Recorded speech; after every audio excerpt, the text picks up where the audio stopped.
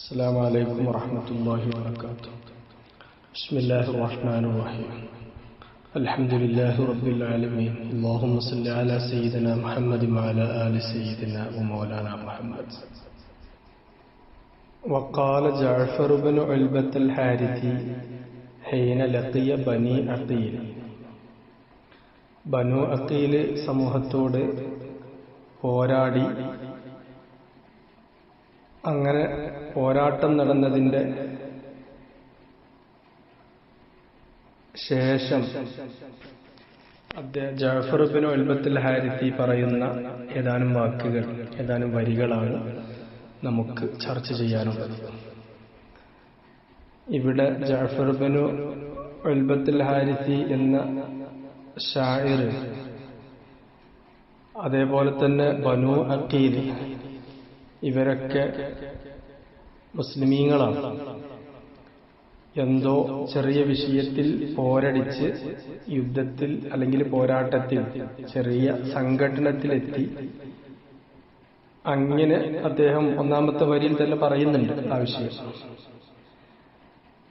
ഒരു പാശ്ചാത്താപത്തിന്റെ സ്വരം അവിടെ കാണുന്നുണ്ട്.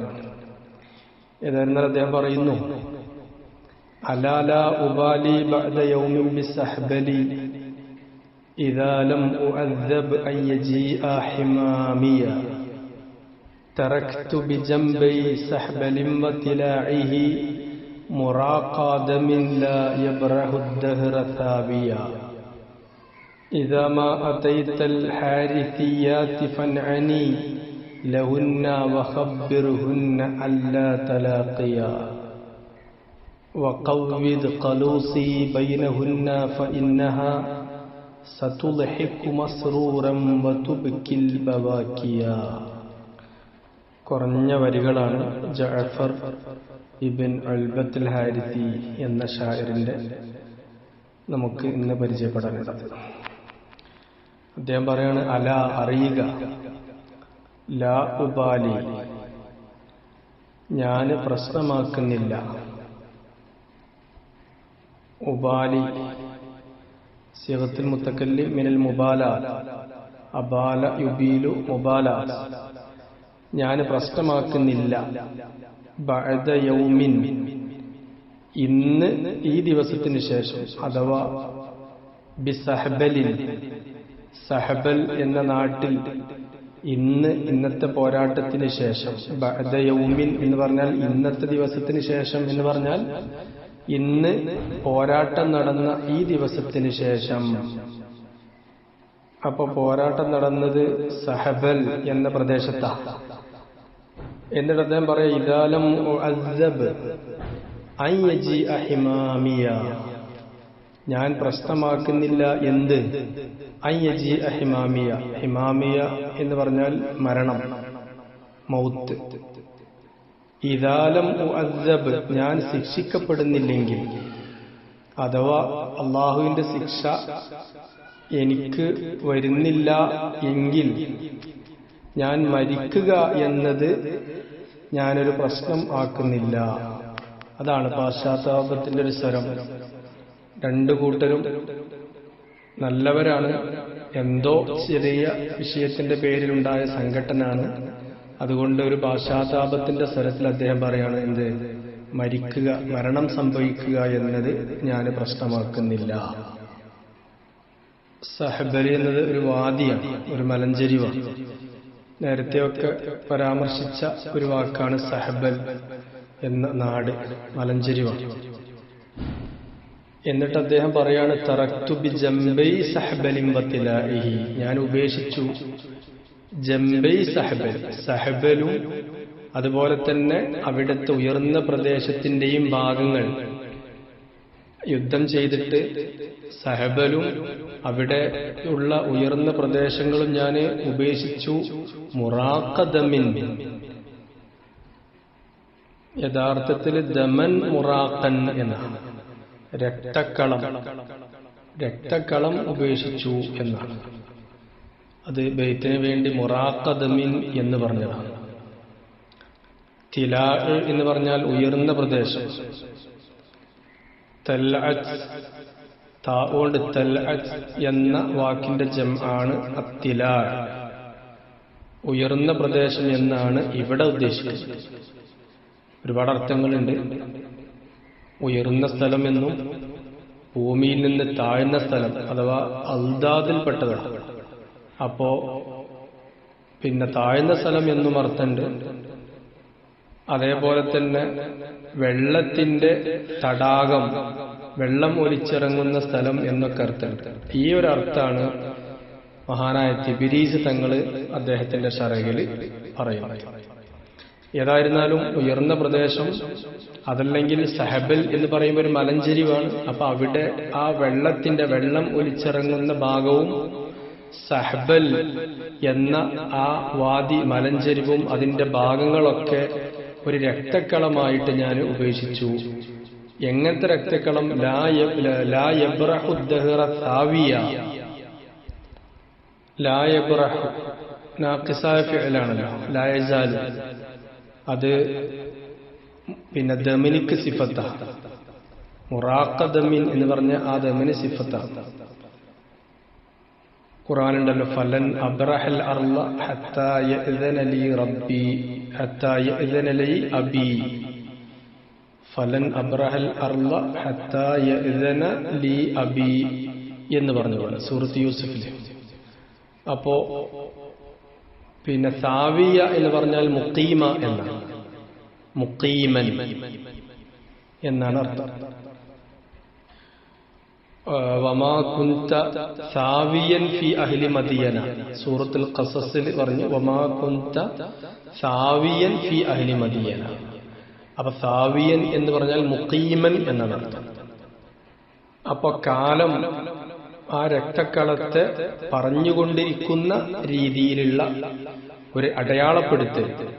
അത്രയും വലിയ പോരാട്ടമാണ്. രണ്ട് ഭാഗവും രക്തക്കളമായി ഞാൻ എന്ത് ചെയ്ത് പിന്നെ ഒഴിവാക്കി ഉപേക്ഷിച്ചു. എങ്ങനത്തെ രക്തക്കളം? കാലം പറഞ്ഞുകൊണ്ടിരിക്കുന്ന, എപ്പോഴും പറഞ്ഞുകൊണ്ടിരിക്കുന്ന രീതിയിലുള്ള അത്രയും ഒരു വലിയ സംഭവമായി. അതാണ് അവിടെ ഉദ്ദേശിക്കുന്നത്. ലാ യസാലു ദിക്റുഹു ബാഖിയൻ തമാമദ്ദഹ്രി. കാലം മുഴുവനായിട്ടും അതിനെ പറയുന്ന, അടയാളപ്പെടുത്തുന്നതായ ഒരു രക്തക്കളമായിട്ട് ആ രണ്ട് ഭാഗത്തെയും ഞാൻ ഉപേക്ഷിച്ചു. എന്നിട്ട് അദ്ദേഹം പറയാ, ഇദാമ അതേത്തൽ ഹാരിസിയാത്തി ഫൻഅനി. മുഖാത്തബിനോട് പറയാണ്, ഇദാ ഷർത്താണ്, ഇദാ മാ സായിദ, ഇദാ മാ അതേത്തൽ ഹാരിസിയാത്തി. നീ പോവുകയാണെങ്കിൽ, എത്തുകയാണെങ്കിൽ, ഹാരിസിയാത്ത്, ഹാരിസത്തൊരു പിന്നെ അൽ മർഅത്തുൽ ഹാരിസ നിസ്ബയാണ്. ഹാരിസ് എന്ന കുടുംബത്തിലേക്ക് നിസ്ബയാണ്. അപ്പൊ നീ ഹാരിസിയാത്ത്, ഹാരിസ് കുടുംബത്തിലെ സ്ത്രീകളുടെ അടുത്ത് ചെല്ലുകയാണെങ്കിൽ ഫൻഅനി ലഹുന്ന, അവരോട് നീ പറയണം, അറിയിക്കണം, എന്റെ മരണവിവരം അറിയിക്കണം. വഖബ്ബിറുഹുന്ന അല്ലാ തലാഖിയ, അവരോട് നീ പറയണം, വിവരമറിയിക്കണം, ഇനി കണ്ടുമുട്ടില്ല എന്ന് അറിയിക്കണം. നമ്മുടെ ഷാഇറിന്റെ ഖൗമാണെന്ത്? പിന്നെ ഹാരിസ് കുടുംബം. നമ്മൾ പറഞ്ഞല്ലോ, ജഅഫർ ഇബ്നു ഉൽബത്തുൽ ഹാരിസി കുടുംബം ഹാരിസിയാണ്. അതുകൊണ്ടാണ് ഹാരിസി കുടുംബത്തിലേക്ക് നീ ചെന്നാൽ അവരുടെ സ്ത്രീകളോട്, അവിടെയുള്ള സ്ത്രീകളോട് പറയണം, എന്റെ മരണവാർത്ത അറിയിക്കണം. وقوّد قلوسي بينهن فإنها ستضحك مسرورا وتبكي البواكيا. وقوّد قوّد يقوّد تقويد. قوّد എന്ന് പറഞ്ഞാൽ നയിക്കുക, തെളിക്കുക എന്നൊക്കെ. ഖവ്വദഹു എന്ന് പറഞ്ഞാൽ ഖാദഹു എന്ന്. ഖാദ യഖൂദു നസറ യൻസുറു. ഇവിടെ ഖവ്വദ യഖവ്വിദു ഫഅലൈ ഫഇൽ. ഖലൂസ് എന്ന് പറഞ്ഞാൽ നേരത്തെ നമ്മൾ പറഞ്ഞു അൽ ഖലൂസ് നാഖത്തു ശാബ. ഖലാഇസ് എന്നാണ് അതിന്റെ ജംഇ. അപ്പോ നീ നയിക്കുക, മുഖാത്തബിനോട് പറയാം. ഒരാളെ ഉദ്ദേശിച്ചിട്ട് പറയാണ് വഖവ്വിദ്, നീ നയിക്കുക ഖലൂസി എന്റെ ഒട്ടകത്തെ ബൈനഹുന്ന അവർക്കിടയിൽ. എന്തുകൊണ്ട്? ഫഇന്നഹാ സതുൽഹിഖു മസ്റൂറൻ വതുബ്കിൽ ബവാക്കിയ. ഇവിടെ രണ്ട് വിഷയം. ഒന്ന്, ഷാഇർ ബനു അഖീല ധാരാളം ആളുകളെ കൊലപ്പെടുത്തി അതിന് പ്രതികാരം ആയിട്ട് ഇദ്ദേഹത്തെ കൊല്ലപ്പെടുമ്പോ ചിരിക്കുന്ന സന്തോഷിക്കുന്ന ഒരു പറ്റം ആളുകൾ, അതോടൊപ്പം തന്നെ ഇദ്ദേഹത്തിന്റെ കുടുംബക്കാരും ഇദ്ദേഹത്തോട് സപ്പോർട്ട് ചെയ്യുന്ന ആളുകളും കരയുന്ന ഒരു വിഭാഗം. രണ്ടും അദ്ദേഹം പറയാണ്, എന്റെ ഒട്ടകത്തെ അവർക്കിടയിൽ നീ തെളിക്കുക, നയിക്കുക. എന്നിട്ടോ അവിടെ എന്ത് ചെയ്യും? ആ പാശ്ചാത്തലം വിശദീകരിക്കുക. എന്റെ ഖത്ല് കൊണ്ട് സന്തോഷിക്കുന്ന, ഖത്ല് ആഗ്രഹിക്കുന്ന ആളുകൾ അവിടെ സന്തോഷിക്കും.